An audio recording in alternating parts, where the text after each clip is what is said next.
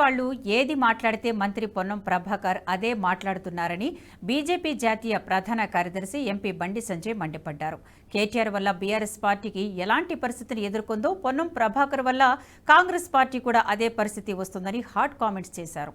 అధికారంలో ఉన్నాం కదని అహంకారంగా వ్యవహరిస్తే ప్రజలే బుద్ధి చెప్తారని కాంగ్రెస్ పార్టీ నేతలను హెచ్చరించారు. కేంద్ర నాయకత్వం ఎక్కడి నుంచి పోటీ చేయమని ఆదేశిస్తే అక్కడి నుంచే పోటీ చేస్తానని చెప్పారు. కేంద్రంలో బీజేపీ 350 సీట్లకు పైగా గెలవబోతోందని ధీమా వ్యక్తం చేశారు.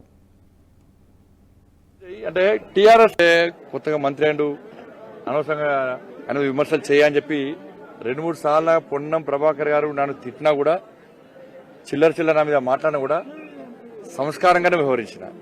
కానీ ఆయన మితిమీరిపోతున్నది. అసలు నువ్వేం చెప్పరాదు. కేసీఆర్ కొడుకునేవాడంటే పొన్నం కోపం వస్తుంది. మీకు అసలు విషయం అది. కేసీఆర్ కొడుకుని తిడితేనే కోపం వస్తుంది. ఈయన కరీంనగర్లో పోటీ చేయకుండా ఎవరితో కాంప్రమైజ్ అయ్యాడు? ఉస్మానాబాద్కు ఎందుకోసం పోయాడు? బండి సంజయ్ అంటే బండి సంజయ్ అంటే టీఆర్ఎస్ వాళ్ళు ఏది మాట్లాడితే కానీ పొన్నం ప్రభాకర్ మాట్లాడతారు.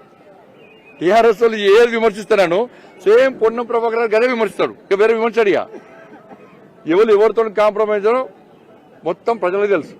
కాబట్టి వాళ్ళ రాష్ట్ర ముఖ్యమంత్రి గారు వాళ్ళ పార్టీ నాయకులు కేసీఆర్ కొడుకు వల్ల ఎట్లా బీఆర్ఎస్ పార్టీ నాశనమైందో పొన్నం ప్రభాకర్ లాంటి వ్యక్తుల వల్ల మీ పార్టీ నాశనమవుతుంది. కంట్రోల్లో పెట్టుకోండి. విమర్శించినప్పుడు ఏది పడుతుంది సంచలనాల కోసం.